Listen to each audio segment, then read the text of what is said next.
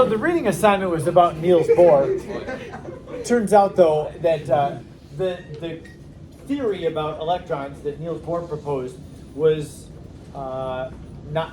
Sorry, in your way. Bohr's theory was not as accurate as Bohr would have liked, of course. We wouldn't say that Bohr was a failure. He didn't by any means fail. He came up with a revolutionary discovery that electrons aren't just anywhere around the nucleus, but they only can have certain values for their energy. So that gives lead to these rings that we draw for electrons. They exist on the rings and not in between the rings. That was developed by Bohr. It was a little more than a decade later that Schrodinger came along, and he was able to describe all electrons and all atoms. Bohr's theory was only good for hydrogen. He came up with that equation that has the negative 2.178 number. That's only good, it only works for the electron, the one single electron in hydrogen. Every other element, you can't predict the energy of the electron from the Bohr equation.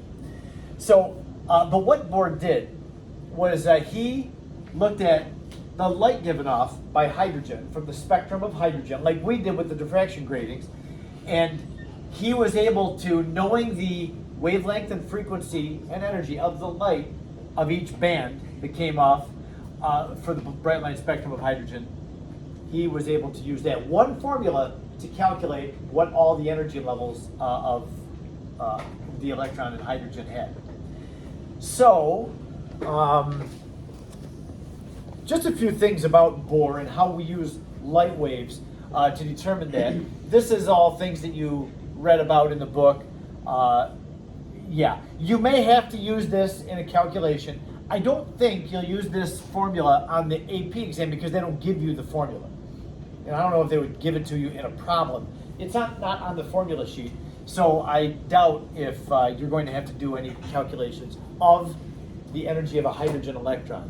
There are some in the homework exercises. It's not much. I mean, sometimes they'll ask you to determine a delta E.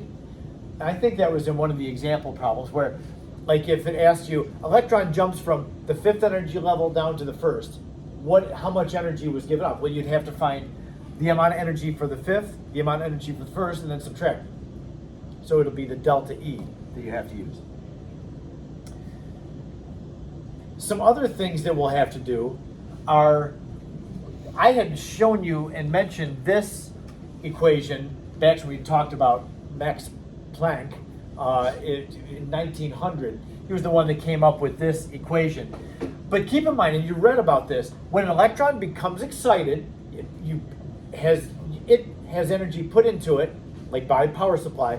The electrons will become excited, they jump up to a higher energy level, and then they don't stay up there in that excited state for very long at all. They return back down. Now, do they jump all the way down to the 1st energy level every time? Not necessarily. They may jump from the 4th to the 3rd, or from the 4th to the 2nd, or 4th to the 1st. There's lots of possible jumps electrons can make, and that was why we have all these different lines. They correspond with different jumps, different size jumps to the hydrogen electron.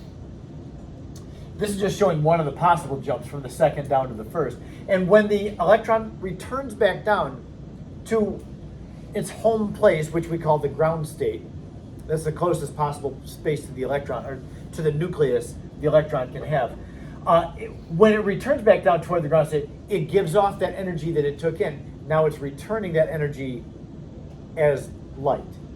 That's what light is and how light is made. When an excited electron returns back down to the ground state, it gives off light. So we can use these two equations to either calculate the energy of light or the wavelength of light. There's several variables going on in here. The first equation that we saw, energy equals h times nu.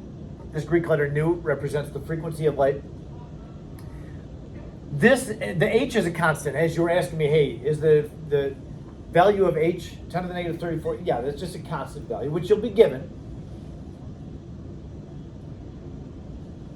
It shows a direct relationship between the energy of light and its frequency. So, and I showed you this the other day, but I want to use the same illustration for something different this time. If you have a wave that's got a very long kind of wave compared to something like this, higher frequency on the bottom, lower frequency above.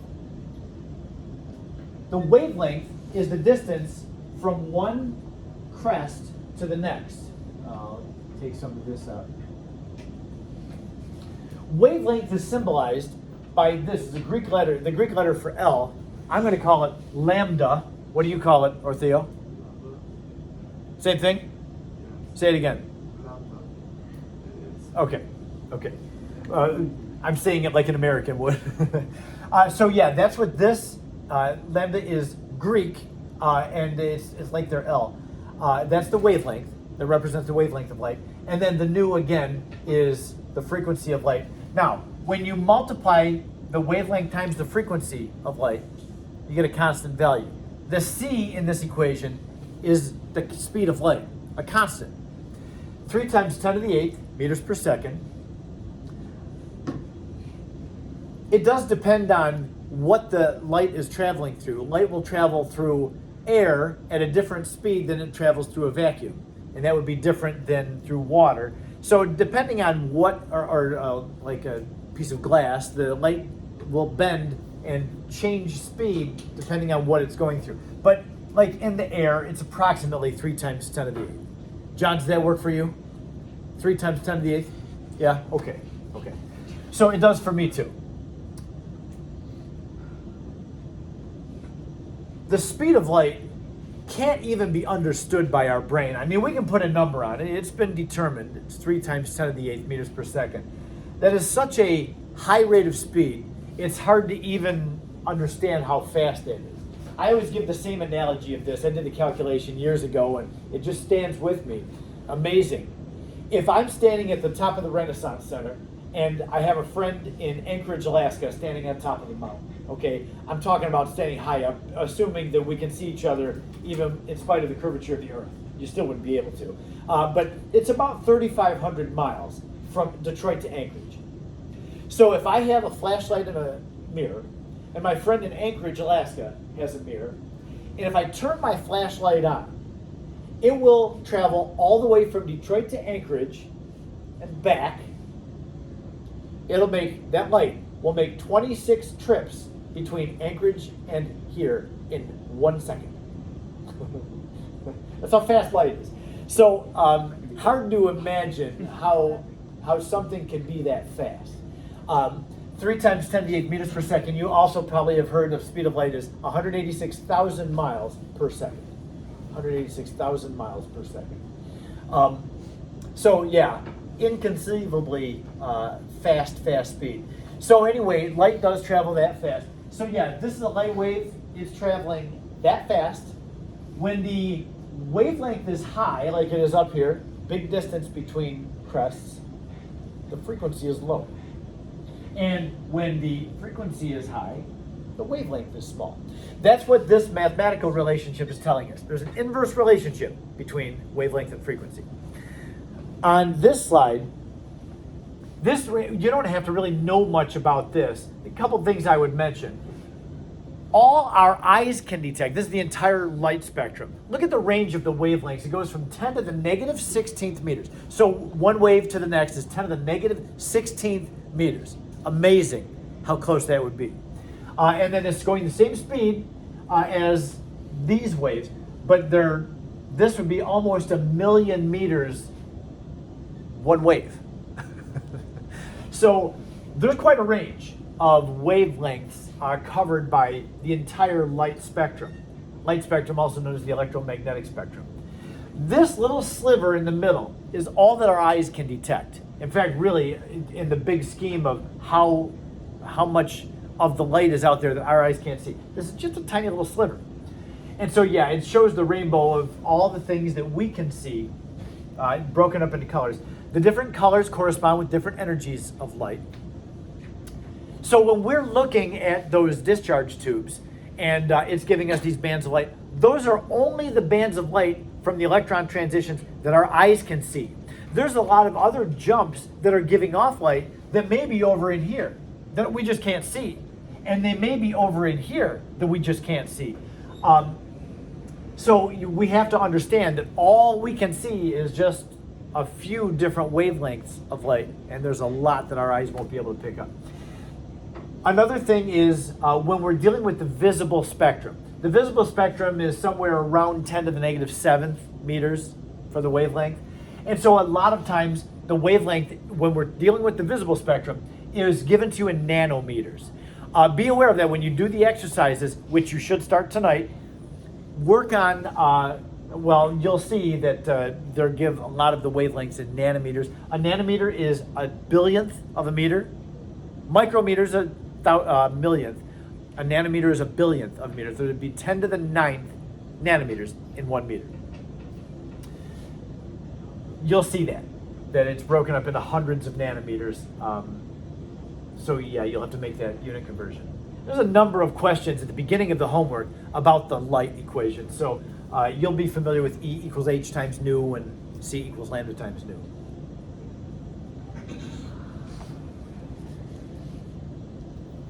Okay, and then just this last, and this gives us a better picture about how the Bohr model does start pretty widespread between energy levels, and then gets closer and closer the farther out we go. So be aware that when you have excited electrons, there's lots of possible size jumps that you can have. 1, 2, 3, 4 energy levels, and I haven't even shown all the possible jumps. I didn't show like from 4 to 2, and I guess I showed maybe the rest of them here. Yeah, so there's a number of possible jumps, and you know, you can go out to many, many energy levels, not just up to number 4. So yeah, with Bohr and the equation they came up with, as long as your atom has only 1 electron and 1 proton in it, Bohr's model works perfectly. However, Bohr will always be known as, you know, he was the pioneer of this idea of energy levels, but he couldn't really quite finish with his theory describing all electrons in all atoms. It was a little bit more than a decade later. Andy, go ahead. How many possible energy levels? Theoretically, the question is how many possible energy levels are there? Theoretically, an infinite number, but realistically, 8 or 10, I think. So the electrons, as you can tell kind of from this scale, this is 3 and that's 4, and they're getting closer and closer together. So before long, they're like pretty much on top of each other. Theoretically, it could go on forever, but that's just in theory. After you get up to 8 or 10, I mean, they're pretty much the same energy level. Okay. 1925. This guy gives a super advanced description of electrons. We call it the quantum mechanical model. What Schrodinger did when he came up with his theory about electrons, he did something different from Bohr. People didn't like Bohr because he proposed that electrons could have a certain energy level here and a certain energy level here, but they couldn't be in between. So understanding Bohr's theory means that you can accept having an electron jump from one level to another, but the electron never being in between. It can never be in between energy levels. It can be on second or on third, but it can't be in between 2 and 3. So how does it get from 2 to 3 if it can't be in between? Bohr didn't answer that. He didn't know. There was nothing in Bohr's theory to be able to represent that. Schrodinger's model will claim the same thing, that you have certain places where electrons can't be, but they can jump. They can jump over that place where they can't be. Somehow an electron can transition, but not be in between, but never be in the transition. Schrodinger's big difference from Bohr was that Schrodinger described the electrons as as if they're waves. Now we know that electrons are particles. Electrons have mass. But Schrodinger did not treat them as particles at all, not even a little bit. He described all electrons as just packets of energy, waves, as if they're light waves, really. And so he came up with a wave function, another Greek letter. I call it psi. You're going to call it what? C. Okay.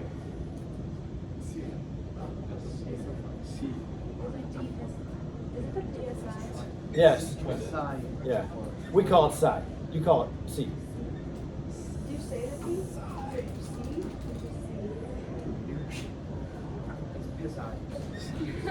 Is it embarrassing to you when I ask? Oh, don't be embarrassed. Okay. Okay. Good. Good. I'm fascinated. I love it. Sometimes I'm wondering, should I take Greek?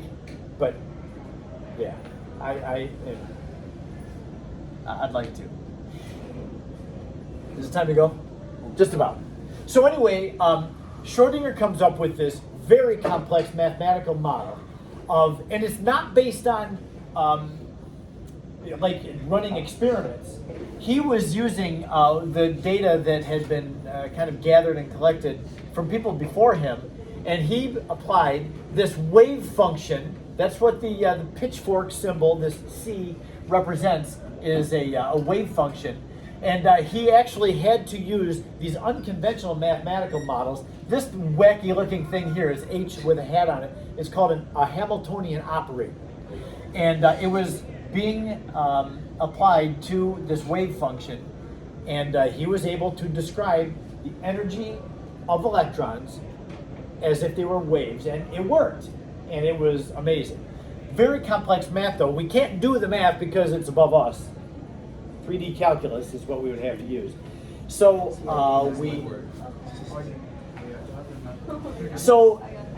we'll come back after break or after lunch, and we'll see what we can get from Schrodinger. 3D calculus. Like, yeah.